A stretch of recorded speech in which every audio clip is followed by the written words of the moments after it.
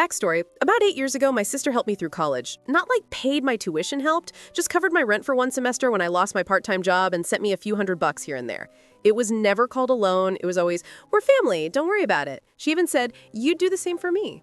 And I believed her. I kept every message where she said that. I was 20, stupidly hopeful, trying to survive off microwave rice and caffeine.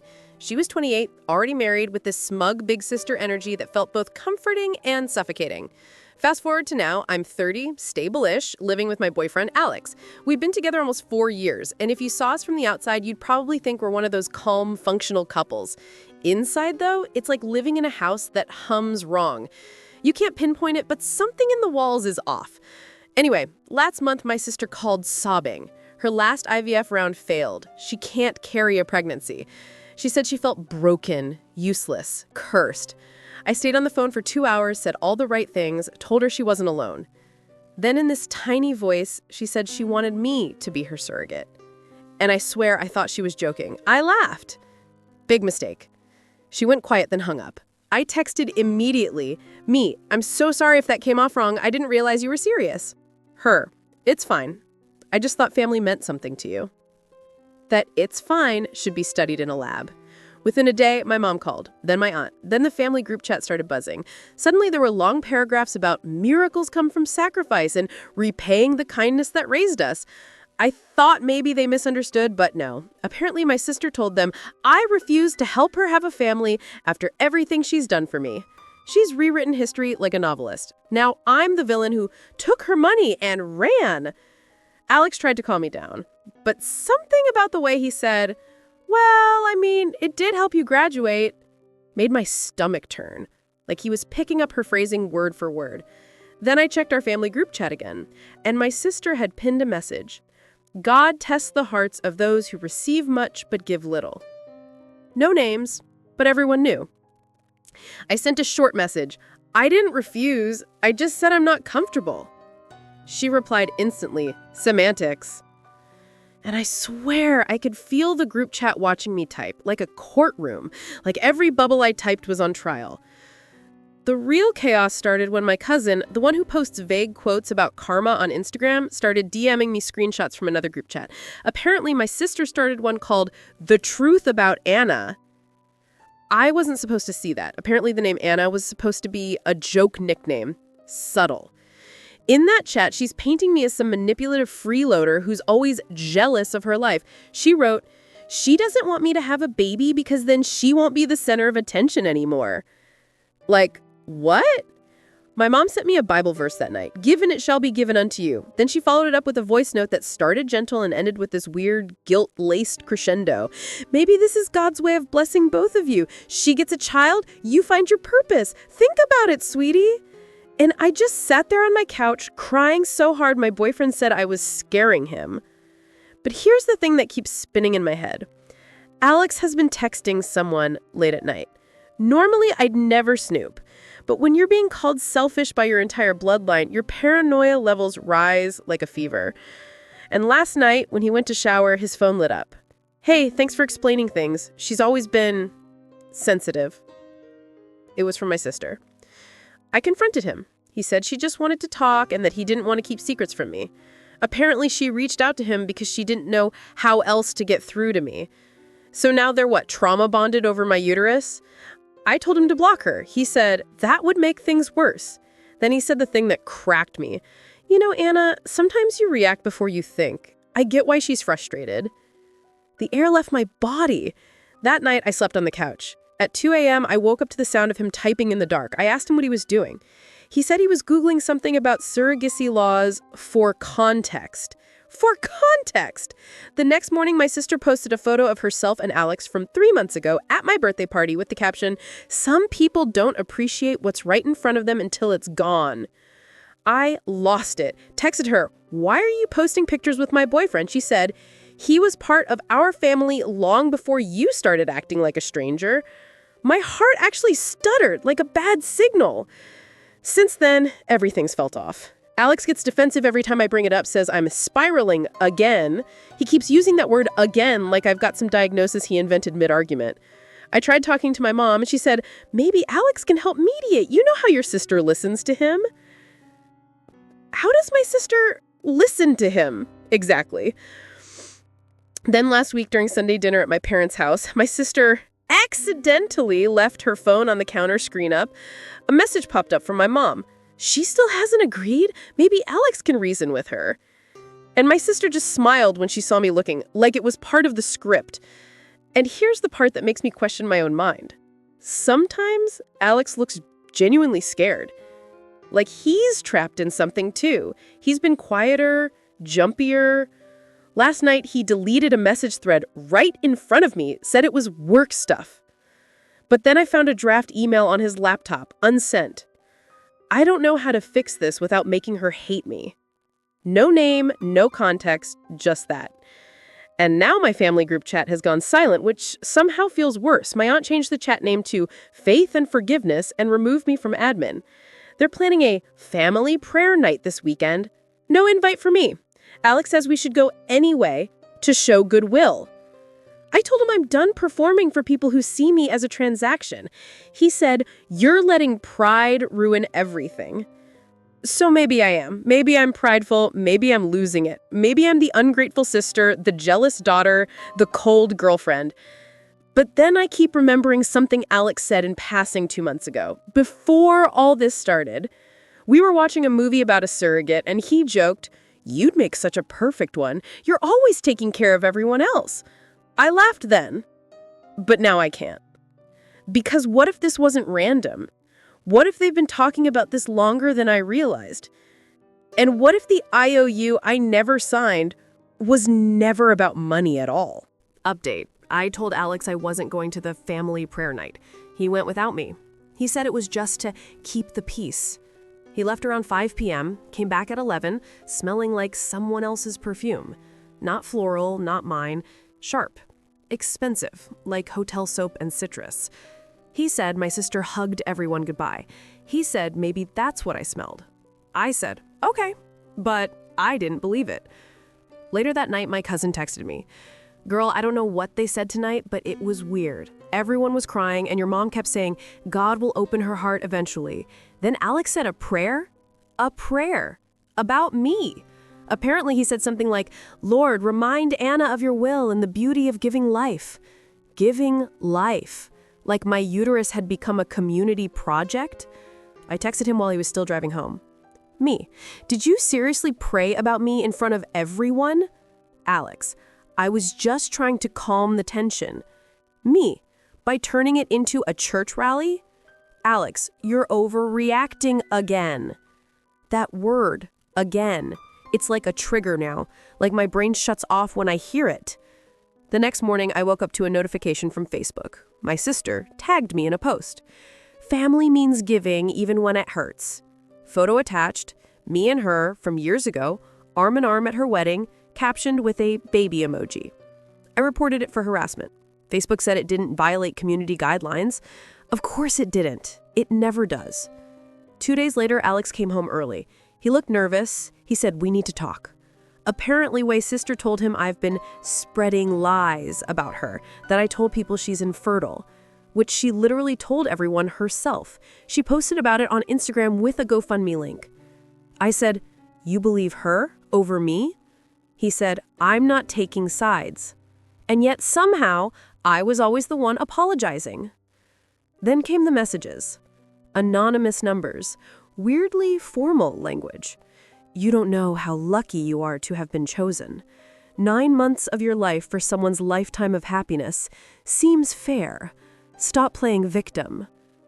I changed my number. 2 days later, the new one started getting them again. Around this time, Alex started locking his phone. Said it was work policy. But when I walked past his laptop one night, I saw his wallpaper. It used to be us at the lake. Now it was blank gray. Like he wiped everything clean. And the real kicker? I found an email chain between him and my sister, not from recently, but from before she asked me to be a surrogate. Subject line, medical options. And her first line, thank you for helping me think this through logically. Anna's heart can be unpredictable. So they were discussing this before I even knew? They were planning how to approach me? I didn't confront him right away. I wanted to see how far he'd go. So I acted normal, cooked dinner, small talk, waited. He started being extra sweet, brought flowers that he missed me, but there was this hesitation in his eyes, like he was checking my reactions, not enjoying them. 2 nights later, I pretended to be asleep. He snuck into the living room, took his phone, and whispered something into it. I recorded it. The audio's muffled, but I swear I heard him say, "She's calmer now. I think she'll come around." And then, "Yeah, I love you too, but let's not say that right now." Silence. Then a sigh. I listened to that recording 20 times trying to convince myself I misheard. The next day, my sister posted a story. Photo of her and Alex smiling with the caption, "Thankful for the ones who truly understand me." I lost it.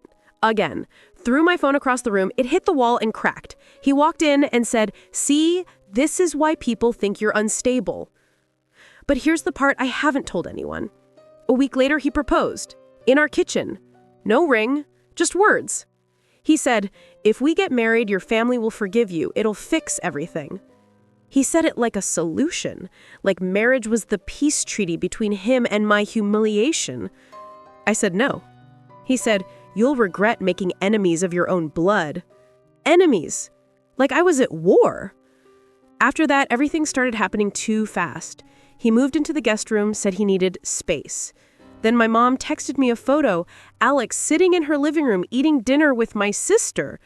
Caption, "See, forgiveness starts with family time." Family time. I called him, no answer. Called again, straight to voicemail. His WhatsApp last seen, online. Then he blocked me. A day later, I got an email from my HR department saying Alex listed me as an emergency contact for spousal benefits. Spousal. We're not even married. I asked him about it when he came home that night. He said it was just paperwork. I said, "You're literally fabricating documents." He said, "You're making everything sound sinister." Meanwhile, my sister started posting baby-related memes. Manifesting motherhood, prayer works, our little miracle loading. The comments were all hearts and "so happy for you." Nobody asked how. Then something strange happened. I started losing time. Like actual blank spaces in my days. I'd wake up and my phone would have messages I didn't remember sending. Texts like, "I just need time to think. I'll do what's right." I thought I was dissociating. Maybe stress was breaking me. But then I found my handwriting on a Post-it note on the fridge. "Meeting with Dr. Hale, Thursday, 10 a.m. I didn't write that. I don't even know a Dr. Hale. Alex said, "I probably forgot." But the Post-it wasn't my handwriting. It looked like someone was imitating it. That Thursday, he left early. I followed him. He drove to a medical office, fertility clinic. I watched from the parking lot as my sister met him at the door. They hugged. I left before they saw me. I sat in my car, shaking, trying to piece together what reality even was anymore. I confronted them that night. My sister said, "You're paranoid. We were there to discuss options, that's all." I said, "Without me?" She said, "You weren't ready to talk about it calmly." Alex said, "We thought it would be better to get information first." Better for who? The next day, I woke up to an email from the clinic. Subject, surrogacy consultation follow-up. CC, Alex, my sister. Attached, forms with my name already filled in. I printed them out, brought them to my parents' house, showed my mom. She said, "Maybe they just wanted to help you make a decision." Decision! The decision they'd already made. So now I'm here, typing this because I don't trust anyone else. I don't know if this is a conspiracy or just a perfect storm of manipulation. Maybe I'm the crazy one. Maybe I overreacted, misread everything, connected dots that weren't there. But then I keep thinking about that first text I saw on Alex's phone. She's always been sensitive. And the way my family says, we just want what's best. And how best somehow always means obedience. And I'm starting to think maybe I was never meant to have a choice. I thought I hit rock bottom already. Turns out, that was just the basement. There's a whole sub-level under it. It started 3 nights ago when I got a random Airbnb confirmation in my email. Not mine, Alex's name, my credit card. A cabin 2 towns over. 1 bedroom, king bed, check-in Friday. When I asked him about it, he said, "Oh, that's for my friend's bachelor trip." I said, "Since when do you pay for that with my card?" He looked genuinely surprised, like he'd forgotten I could still check my own statements. He swore it was a mistake, refunded it, deleted the email. Too fast. Later that night, I checked the trash folder. The Airbnb host's name? Maya. My sister's middle name is Maya. I tried not to explode. I tried to think rationally. Maybe it was coincidence. Maybe she used her middle name. Maybe I'm just losing it. But when Friday came, he packed a bag, said he'd be back Sunday. I waited 2 hours, then drove to that cabin. His cart was there. Hers, too. I didn't go inside. I just sat in my car outside watching light flicker through the blinds, shadows moving, laughter. Then I got a text from an unknown number. "Go home, Anna. This isn't what you think." I left. Not because I believed it, but because I physically couldn't breathe. I don't remember driving home. I remember pulling into my driveway and hearing my voicemail bing. It was my mom's voice. "Sweetheart, I hope you can find it in your heart to support your sister's choices. We all make sacrifices for family." Support her choices. Like I'd ever been given one. Saturday morning, I woke up to 27 missed calls from my cousin. She finally texted, "Check Facebook RN." My sister posted an announcement. Photo of a sonogram, caption, "After so many years, our miracle is finally happening. God is good." Comments flooded in. "Congratulations, you deserve this. So happy for you and Alex." And that's when I saw it. Alex, tagged as the Godfather. Godfather! I confronted him when he got home that night. He looked like me I was a ghost, like I'd interrupted a dream he didn't want to wake from. I asked, "Is she pregnant?" He said, "It's complicated. There is no universe where that's the right answer." I screamed. I threw the cracked phone at the wall. He just stood there and said, "You're scaring me." That's his favorite line, the one that turns my anger into shame. And then he said something I'll never forget. "She only did it because she thought you'd never forgive her otherwise." She did it? My knees actually buckled. I had to sit down. I asked, "Did what?" He said, "The embryo was already..." Then he stopped. That's when I realized he wasn't surprised I knew. He was surprised I found out this soon. He left that night, said he needed to figure things out. The next morning, I got an email from the clinic again. Subject, "Thank you for your commitment." Attached, a digital consent form, time-stamped from 3 weeks ago. My name, e-signed. But I never signed anything. I took it to the police. They said it was a civil matter. Then they asked if I maybe had forgotten. Forgotten signing a surrogacy form with my sister's husband as a witness? Sure, totally plausible. I went home. Every photo of Alex was gone from the walls. My laptop missing. My sister blocked me on everything. Then my mom showed up unannounced. She walked in like it was her house, sat down, said, "You're making this harder than it needs to be." I said, "She forged my signature." She said, "She's giving you a purpose." And I swear to God, she smiled. I recorded her. She realized halfway through and tried to grab my phone. That's when she said it, low, cold. "You owe this family. Don't forget who fed you when no one else would."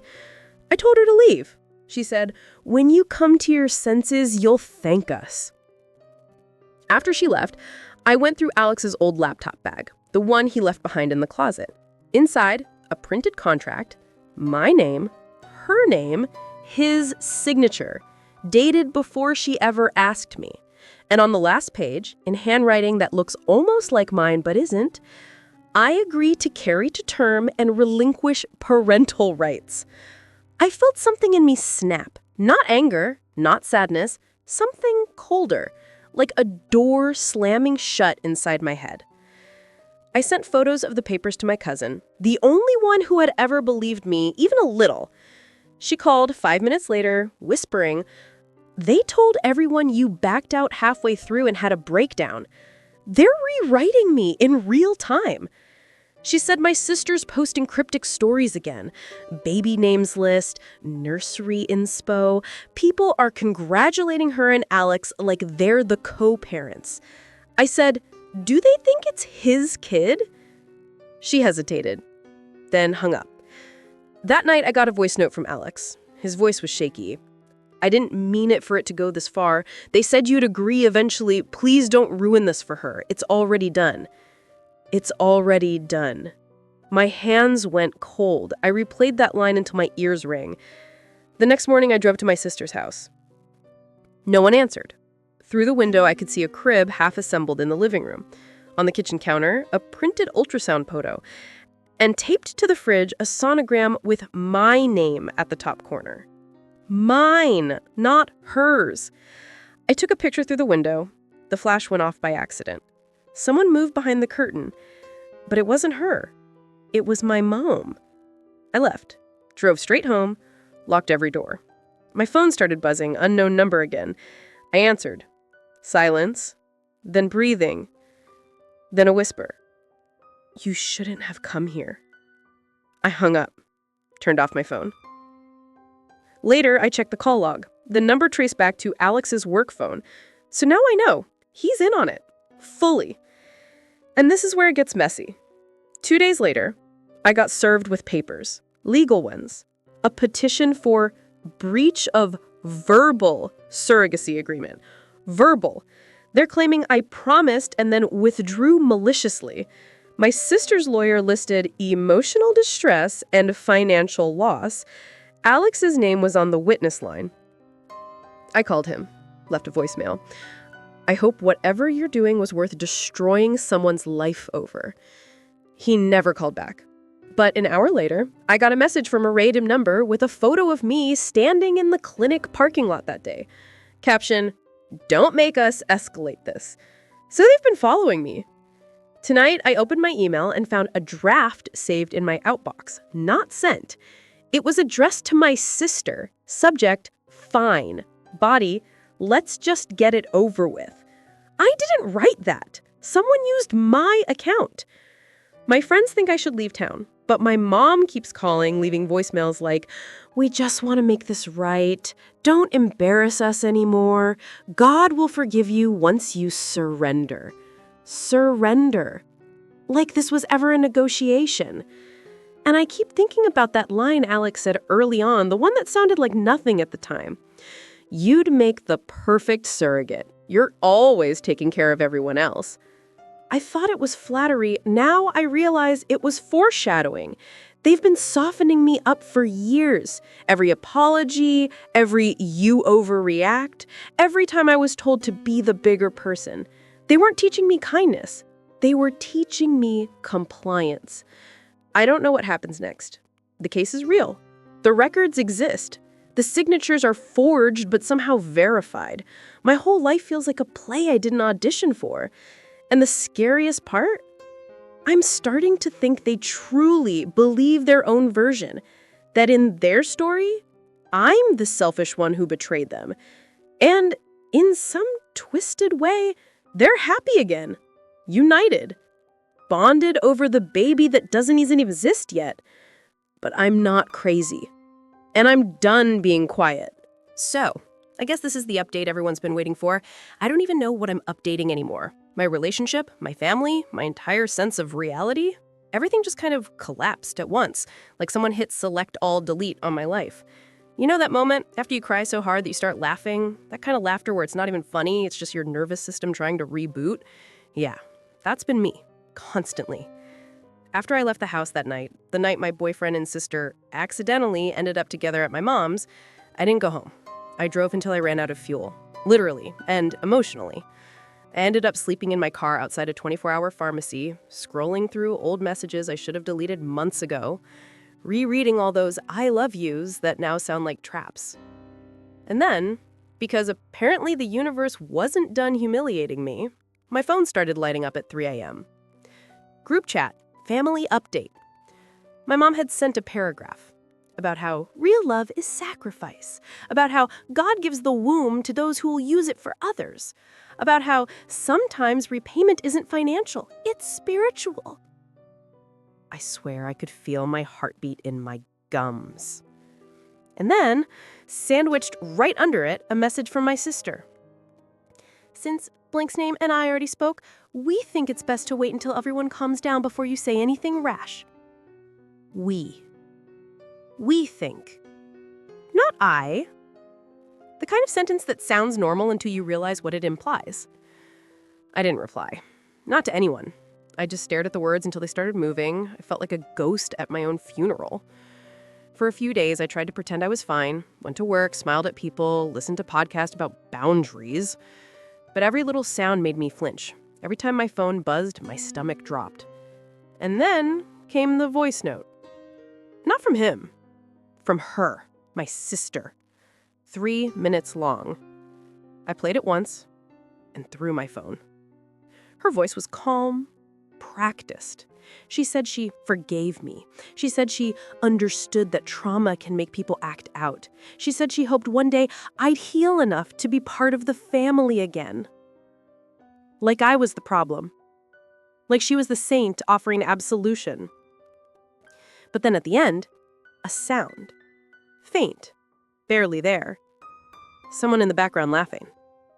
His laugh. My boyfriend's. I played it again.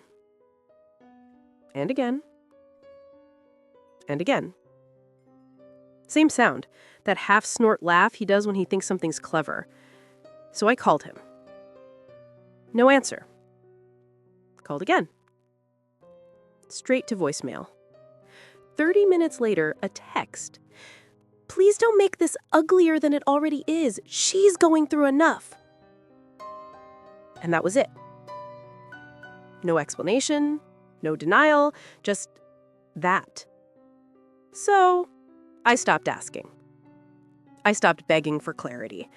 I blocked him, muted the family chat, deleted every photo. And then, I waited. For 2 days, silence. Then, out of nowhere, he showed up at my door, holding flowers, looking exhausted, saintly, tragic. He said he'd been trying to protect everyone. He said I'd been spiraling and he didn't want to make it worse. He said my sister had misunderstood his intentions, but that nothing happened.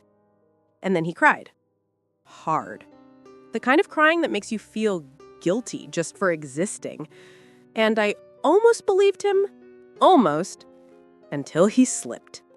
He said, "Your mom told me you've always been like this, turning people against each other." My mom told him. Which means they'd been talking.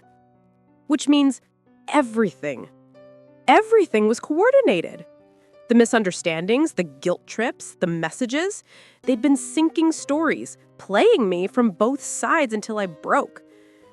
I remember just standing there, staring at him while something inside me went very, very quiet, like static turning into silence.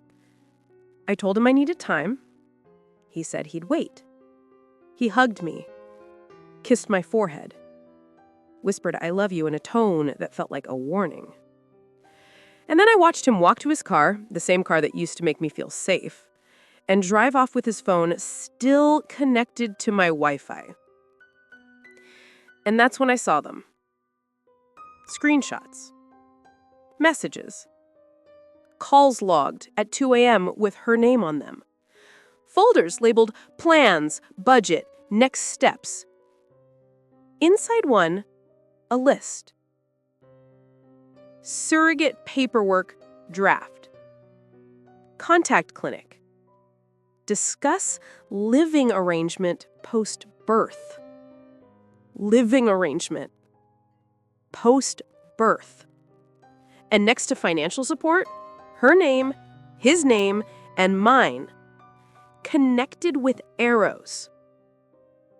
They'd been planning to move in together after. To raise a baby that didn't exist yet. To rewrite my life as some sort of repayment. I don't even remember closing the laptop. I just remember this weird calmness, like I had finally found the last missing piece in a puzzle that shouldn't exist. I didn't scream, didn't throw anything, didn't cry. I just packed a bag, took my passport, and left. No note, no confrontation, just absence. It's been 3 weeks. I'm staying with a friend out of town, trying to rebuild whatever's left of my head. I still get messages from unknown numbers. Please talk to us. You're making a mistake. We love you. I don't reply. But last night I opened my email. A new message. No subject. Just a photo. Me, asleep on my old couch. Taken from inside my apartment. Timestamped 2 days ago. No caption. And that's when I realized this isn't just about family or debt or manipulation. This is about control. And some people don't let go easily. So yeah, that's the update. I filed a police report, changed my number, new locks, new job, new everything. But every night I still hear my phone buzz once. No notification, no name, just that faint vibration. Like someone reminding me they're still there. Watching. Waiting. And maybe I'm paranoid. Or maybe I'm finally seeing things for what they've always been. Either way, I'm done explaining myself. I'm done performing grateful. I'm done owing anyone anything. She can have her stories. He can have his silence. But my life? She doesn't get that too. Not anymore.